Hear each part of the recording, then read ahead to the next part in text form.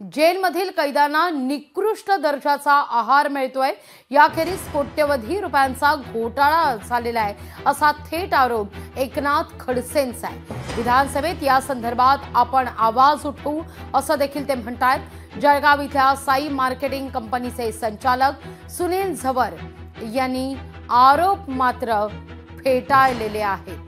या सगळ्याविषयी बोलण्याकरता भाजपचे नेते, ज्येष्ठ नेते, माजी मंत्री सुधीर मुनगंटीवार आपल्यासोबत जोडले गेलेले आहेत। सुधीर भाऊ, काय म्हणणं आहे तुमचं या सगळ्या मुद्द्यावर? नाही, त्यांच्याकडे काही पुरावे उपलब्ध असतील किंवा माहिती उपलब्ध असेल आणि म्हणून त्यांनी या संदर्भात आरोप केले आहे आणि असं होण्याची शक्यता नाकारता येत नाही। जेलमध्ये आपण आता बघितलं की एक मोठ्या अधिकाऱ्यांनी त्याला अधिकार नसताना पिस्तूलचं लायसन्स दिलं आणि अशा अनेक गोष्टी घडत असतात की ज्यामध्ये कैद्यांना कोणतेही आवाज नाही, अशी काही व्यवस्था नाही।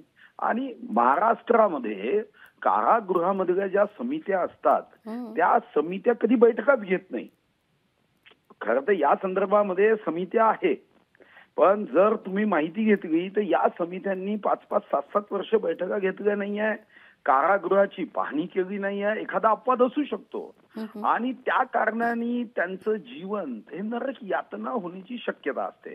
हा, जे दोषी आहे, ज्यांनी गुन्हा केला, त्यांच्या संदर्भात आपण एकदा समजू शकू, पण अनेकदा छोट्या मोठ्या गुन्ह्यामध्ये जेव्हा एखादा गरीब व्यक्ती हा आत जातो छोट्या मोठ्या गुन्ह्यामध्ये आणि परिस्थिती नसल्याने त्याची जमानत होत नाही, चांगला वकील लावता येत नसल्याने, त्याची आर्थिक पात्रता नसल्याने, मग अशा प्रसंगात मात्र हे नरक यातना आहे। अगदी सुधीर भाऊ, तुम्ही सत्तेत आहात खरं तर, आणि सत्तेत असून सुद्धा खडसेंच्या सुरात सूर मिसळत आहेत, त्यामुळे भुवया सुद्धा उंचावल्या जात आहेत। नाही, सत्तेत आहे हा विषय नाहीये, सत्याची बाजू घेणं आवश्यक आहे। अगदी उद्या चूक असेल तर राज्याचे मुख्यमंत्री सुद्धा चूक म्हणूनच सांगतात। अगदी शेवटी हा विषय विरोधकांनी सत्तारूढ असा नसतो।